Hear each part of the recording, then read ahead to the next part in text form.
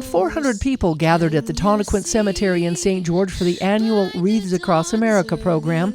The event, held at 10 a.m., coincided with thousands of others across the nation. Lying here before us in the cemeteries throughout this nation are men and women who lived their lives and served this nation so that we can live in freedom without fear. Today, across America, is a day for all of us to stand as one body and simply say, thank you, we remember you, we are grateful to you. Oh, say does that star-spangled banner yet wave? Remember the fallen, honor those who serve and their families, and teach the next generation the value of freedom. We ask that thy blessings be with us this day and watch over us as we go forth to place these wreaths upon those who have given all. In the name of thy Son, Jesus Christ. Amen. A moment of silence was given in honor of all those who served. My father was an Army veteran who was injured during World War II fairly severely. I have an uncle who survived the Bataan Death March. I have an uncle who was killed in the battle in Japan in Iwo Jima. And I have many others who have served, including myself. A ceremonial wreath dedication paid tribute to each branch of the military below their respective flags. Veteran Dr. Ken Brown, assisted by Cadet Osmer Vasquez, will lay a veteran's wreath in memory of those who have served and are serving in the United States Marine Corps. I might mention that Dr. Ken Brown is a 99-year-old World War II veteran who served at Iwo Jima.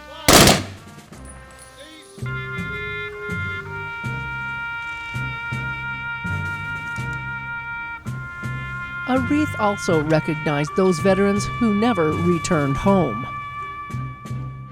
Only two defining forces have ever offered to die for you: Jesus Christ and the American soldier.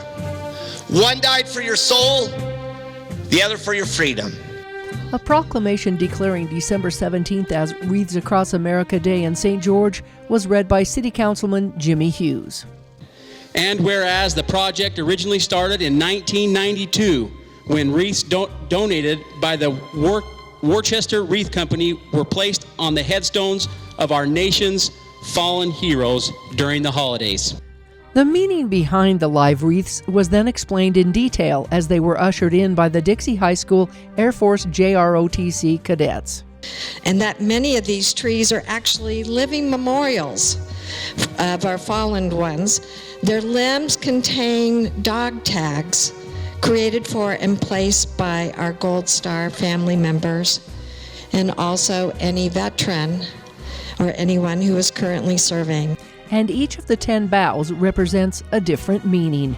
Bow number 9 symbolizes their pride in their duties. And bow number 10 symbolizes the hopes and dreams that didn't always come true, but left them with no regrets. As they began laying the wreaths on the veterans' graves, they were asked to fluff the bows and say the name and thank them for their service. Those who came did so for different reasons. I have 4 kids here, and one of them is in the JROTC Dixie program, and she's going to be enlisting into the Army, so this is special for us. This is our first time actually here, and I think it's going to be a yearly tradition for us. I have family in the Air Force. I have family that served. My late husband was in the Marines, served in Korea in 1953, and I just think it's important that we honor them and that we remember, and especially during Christmas. My family and I, my husband and my other younger son, just took a moment to lay a poppy on the Navy wreath because our son is serving in the Navy right now. And he's been on deployment in the South China Sea.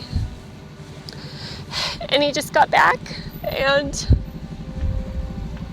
we got to see him. And we're just really grateful that he's back safe and he loves his country. And We want to thank you, Mr. Miller, for serving our nation. Thank you, sir, for your service. These people are brothers and sisters that have passed away before us, and so we're just here to respect them and be here in their honor. So. Since its inception, Wreaths Across America has expanded into all 50 states. It was definitely a record year for Wreaths Across America, with 2.7 million wreaths being laid this year at just over 3,700 locations.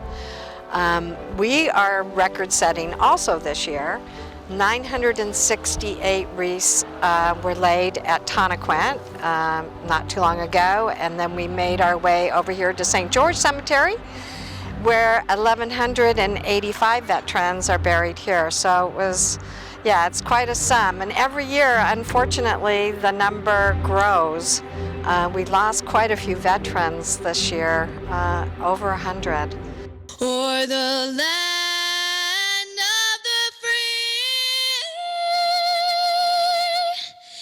and the home of the brave. In St. George, on Wreaths Across America Day, Melissa Anderson with videographer Joe Boyle, Community Education News.